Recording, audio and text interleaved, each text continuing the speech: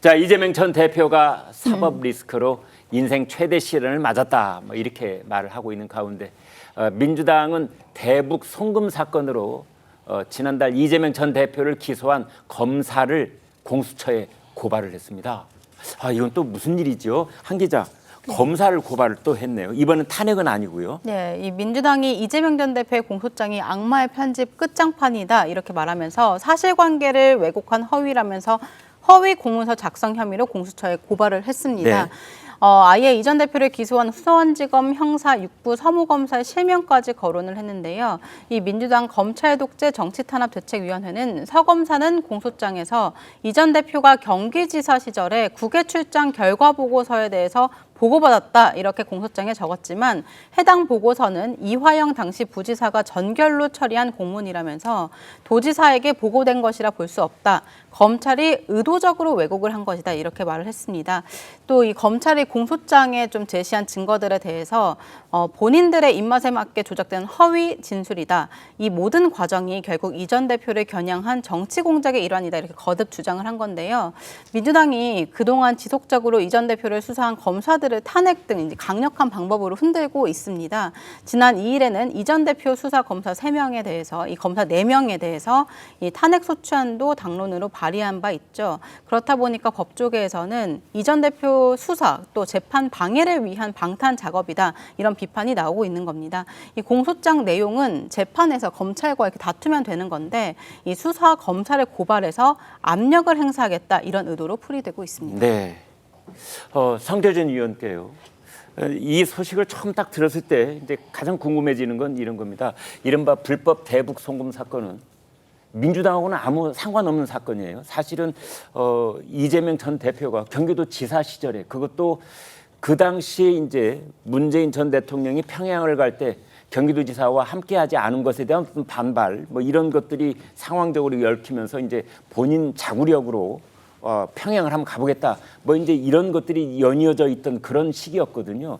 그렇다면 이러한 것에 대해서 왜 민주당 의원들이 또는 당에 있는 무슨 기구를 이용을 해서 해당 검사를 고발합니까? 민주당하고 상관이 없는 사건인데. 아니 그러다 보니까 지금 민주당 의원들의 모습에 대해 가지고 많은 분들이 공감하는 게 아니 이게 민주당인지 야당인지 이재명 대표의 개인 로펌인지 구분이 안 된다는 얘기가 나오는 거 아니겠습니까? 그런 얘기 있었어요. 네, 그러니까 사실상 지금 민주당이 당적인 차원에서 기구까지 동원해 가지고 그리고 또 탄핵 소추까지 시작해 가지고 모든 어떤 헌법적인 그런 권리들을 지금 쓰고 있는 방식 자체가 무슨 헌법을 보장하고 이런 것이 아니라 이재명 대표 한 명을 지키겠다 이거 말고는 사실 없어 보이거든요.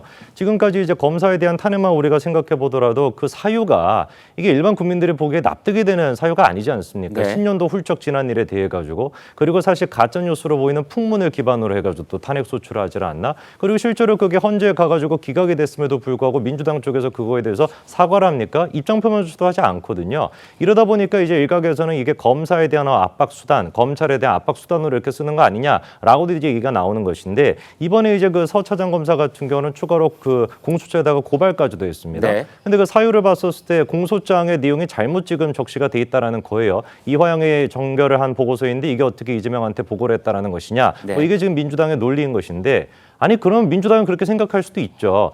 다른 어떤 법조 전문가들 같은 경우는 다르게 또 볼 수 있는 거 아니겠습니까? 그러면 원래 상식적으로는 어떻게 해야 되는 거겠습니까? 재판에 가가지고 법리적으로 다투면 되는 겁니다. 이거에 대해서 고발 조치를 하거나 공수처 고발을 하지 않거든요. 그러다 보니까 이번에 이제 검찰 내부적으로 나오는 얘기가 이렇게 기소했다라고 하는 이유만으로 검사를 고발하는 것은 악성 민원이나 하는 짓이다. 이런 얘기까지도 나오는데 제가 봤을 때 그 얘기는 잘못된 것 같습니다. 악성 민원인보다 더한 거죠, 이거는. 일반 민원인들 같은 경우는 어떻게 검사를 갖다가 고발하겠다, 공수처도 고발하겠다 이런 생각하실 수 있겠습니까? 일반 국민들이 어떤 검사에 대해서 나를 수사한다는 이유로 탄핵 소추안을 통과시킬 수 있습니까? 전혀 그런 거 못 하거든요. 악성 민원인이 하는 짓이 아니라 악성 민원보다 더한 일이라고 저는 보는 것이고 이게 지금 또 서 부장검사 같은 경우는 29일 날 부친이 또 별세하셨다라고 합니다. 그렇다면서요. 그래서 지금 이제 또 이게 또 장례가 이루어지고 있는 네. 와중인데 3일장이라고 한다면 이게 31일까지 이루어지는 거 아닙니까? 네. 31일에 이렇게 또 고발 조치를 한 오늘까지 거거든요. 말이죠. 그러다 보니까 이게 일반 국민들과 검찰 내부적으로 봤었을 때 아니, 이거 해도 너무한 거 아니냐.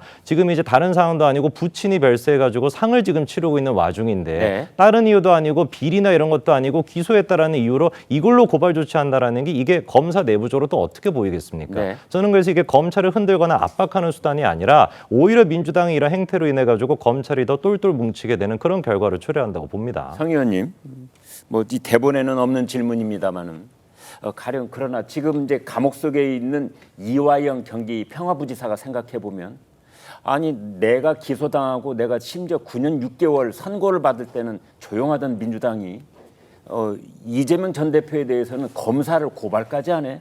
왜 나에 대해서는 저런 조치가 없는 거야? 이런 생각 안 할까요?